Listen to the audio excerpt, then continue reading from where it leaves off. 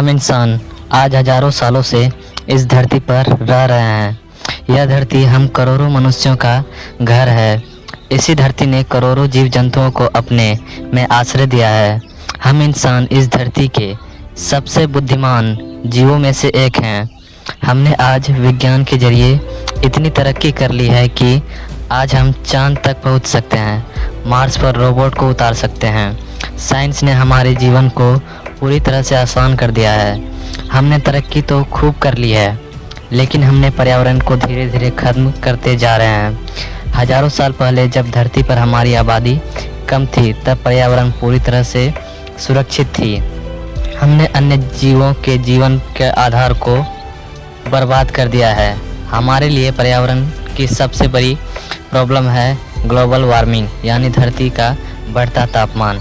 यह problem atmosphere में तेज़ी से बढ़ रही कार्बन डाइऑक्साइड गैस के कारण उत्पन्न हुई है। हमारी धरती का 2/3 हिस्सा पानी से भरा है। मात्र 29% हिस्सा ही रहने लायक है। तापमान बढ़ने से धरती पर मौजूद ग्लेशियर पिघल रही है, जिससे समुद्र का जलस्तर बढ़ता जा रहा है। यदि थोड़ी देर के लिए यदि हम यह कल्पना करें कि धरती पर मौजूद सभी ग्लेशियर पिघल चुकी हो, तो फिर हमारी धरती पर क्या प्रलय आएगी। सबसे पहले तो समुद्र के पानी का जलस्तर लगभग 250 मीटर तक ऊपर बढ़ जाएगी, जिससे महासागर के बगल के शहर जैसे London, New York, new Jersey, Chennai, Bangalore, Calcutta आदि शहर पूरी तरह से जलमग्न हो जाएगा। कई देश जैसे Australia, Iceland, Maldives, Taiwan, Japan, Sri Lanka आदि देश पूरी तरह से पानी के नीचे समा जाएगी। धरती के 75% देश खत्म हो चुके होंगे और आबादी का 90% तक विलुप्त हो जाएगी।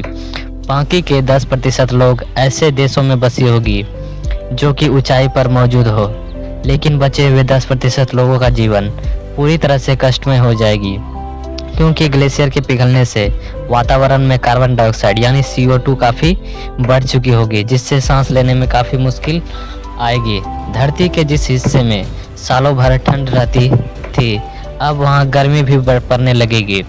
जिस हिस्से में सामान्य गर्मी रहती थी, अब वहाँ भीषण गर्मी देखने को मिलेगी।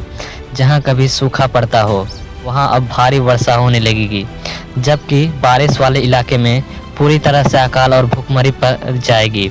समुद्र के अंदर के जीवों का भी जीवन समाप्त होने लगेगी।